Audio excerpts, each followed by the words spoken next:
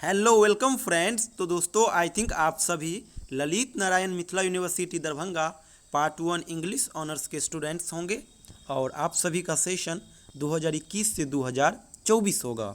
दोस्तों पेपर 1 के लिए हम लोगों ने गेस क्वेश्चन प्लस स्ट्रैटेजी भी शेयर कर रखा है।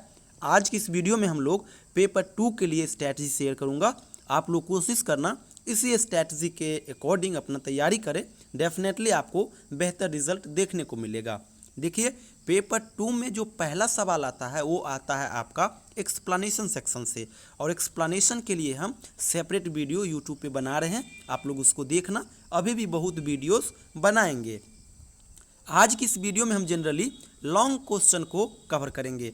दूसरा सवाल जो दोस्तों आएगा लॉन्ग क्वेश्चन में वो आपका आएगा पोएम सेक्शन से, और जब आप पेपर 2 में पोएम सेक्शन देखोगे तो आपको गोल्डन ट्रेजेडी में आपको बहुत सारा पोएम देखने को मिलेगा, लेकिन आपको उतना पोएम बिल्कुल नहीं कवर करना है क्योंकि अब मुश्किल से 9 से 10 दिन रह गया है एग्जामिनेशन में। तो आप लोग सेलेक्टिव चीज़ को ही पढ़ना, बार बार पढ़ना और हैंड राइटिंग प्रैक्टिस जरूर करना, क्योंकि इंग्लिश लिटरेचर में राइटिंग बहुत मेजर रोल प्ले करता है। तो आप लोग पोएम के लिए इन 4 को पढ़ लीजिएगा। मैं आपको 4 इसलिए दे रहा हूँ क्योंकि जब आप इन चारों को पढ़ लोगे तो न केवल आपको यहाँ से दूसरा सवाल में लॉन्ग क्वेश्चन बन जाएगा, बल्कि पहले सवाल में जो एक्सप्लेनेशन के सवाल आएंगे पोएम सेक्शन से वहाँ पे भी आपको सवाल बन जाएगा। और अगर आप केवल और केवल पोएम सेक्शन की बात करना चाहते हो तो पोएम सेक्शन के लिए आप केवल ऊपर का 2 कर लोगे ना तो दूसरा सवाल आपको डेफिनेटली मिल जाएगा। लेकिन मैं आपको कहूँगा छोटा छोटा पोएम है, कहानी बहुत ही साधारण है, तो आप लोग इस चारों को पढ़ लेना क्योंकि एक्सप्लेनेशन में आपको बहुत हेल्प करेगा। और ये चारों है the retreat, thought in a garden, youth and age and Dover beach. तो दूसरा सवाल यानी पोएम सेक्शन के लिए केवल और केवल आप ये कर लेना, 20 मार्क्स का सवाल होगा दूसरा। इसी प्रकार से आपके पास 4 ऑप्शन होंगे और इस चारों में से किन्हीं एक के ऊपर आपको क्रिटिकल एप्रिसिएशन यानी कि समरी लिखना होगा और वो 20 मार्क्स का होगा। तो ये हो गया दूसरा प्रश्न। अब गौर से सुनिएगा तीसरा और चौथा प्रश्न के लिए। ये तीसरा और चौथा प्रश्न में दोस्तों आप लोग सेम फंडा अपनाना, क्योंकि यहाँ पे हमेशा सेम ही पैटर्न होता है। फिक्स है कि एक long question the eve of saint Agnes से और the rape of the luck से एक पोएम फिक्स है। इन दोनों से एक एक क्वेश्चन जरूर आएगा।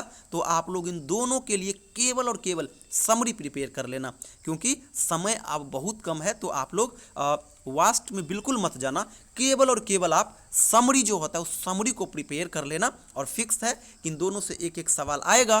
तो जब आप समरी प्रिपेयर किए रहोगे तो समरी को ही आप कोई भी सवाल आए समरी को ऐड कर देना। बस याद रखना जो मैं आपको कुछ टिप्स दिया हूँ उसको फॉलो करना। जैसे कि मान लीजिए the rape of the luck से क्वेश्चन आए तो ऊपर में आप the rape of the luck का हेडिंग बना दोगे, और किसके द्वारा लिखा गया तो अलेक्जेंडर पोप के द्वारा लिखा गया तो बाय अलेक्जेंडर पोप कर दोगे।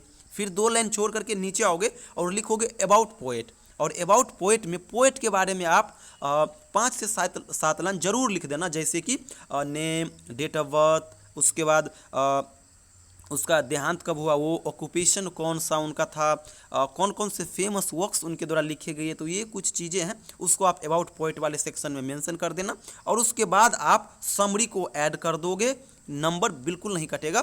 20 मार्क्स का सवाल है, आप 15 प्लस की ओर जाओगे, इसमें कोई दिक्कत नहीं होगा। तो आप लोग तीसरा और चौथा प्रश्न के लिए केवल और केवल समरी याद करना। वैसे जब आप हमारे PDF में पढ़ोगे तो आपको इन सभी का आंसर मिल जाएगा, जैसे कि the rape of lock as a satire, उसके बाद eve of saint Agnes as a narrative poem, उसके बाद the eve of saint Agnes में जो है ना सेंसेशनिस्ट वाला पोर्शन, तो वो वाला मिल जाएगा। लेकिन मैं आपको सजेस्ट करूंगा अगर तैयार किए हैं तो बेहतर है, अगर नहीं किए हैं तो केवल और केवल आप समरी करके जाओ, सवाल बन जाएगा, एक भी सवाल नहीं छूटेगा।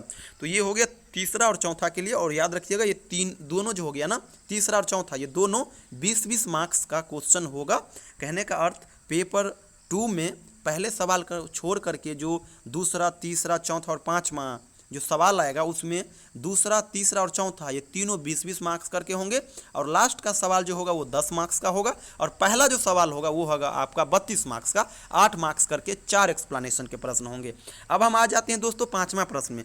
5वां जो प्रश्न होगा दोस्तों ये रिटोरिक प्रोसोडी सेक्शन से होगा। तो इस यानी कि जो लिटरेरी टर्म्स होते हैं उनसे होगा।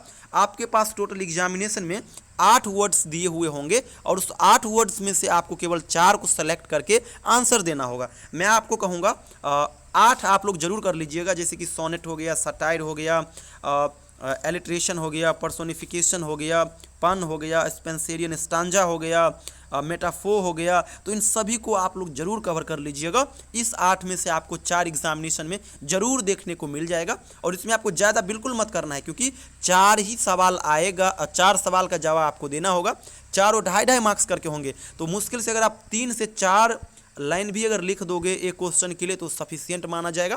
केवल और केवल आप डेफिनीशन लिख देना, और डेफिनीशन के बाद एग्जाम्पल दे देना, आपका 2.5 में से 2 मार्क्स मिल जाएगा, कटने की कोई संभावना नहीं है। इसके बाद दोस्तों मैं बतला दूं आपको, ऊपर में आप जितने प्रश्न देखे हो उन सभी प्रश्न का आंसर हमारे पास अवेलेबल है PDF फॉर्मेट में, न केवल पेपर 2 का बल्कि पेपर 1 एंड पेपर 2 का कंप्लीट स्टडी मटेरियल मेरे पास है, जिसमें आपको सिलेबस का PDF मिल जाएगा, क्वेश्चन बैंक का PDF मिल जाएगा। दोनों पेपर में जो मैं गेस किया हूं 2022 एग्जाम के लिए, उन सभी क्वेश्चन का आंसर मिल जाएगा। साथ ही आपको कुछ वीडियोस मिल जाएगा और कॉल सेशन भी मिल जाएगा। अगर आप ये सभी लेना चाहते हैं तो स्क्रीन पे जो नंबर डिस्प्ले हो रहा है 7048928746, इस पर आप मुझे व्हाट्सअप करिएगा, मैं आपको इस सारा PDF अवेलेबल करा दूंगा। थैंक यू सो मच दोस्तों।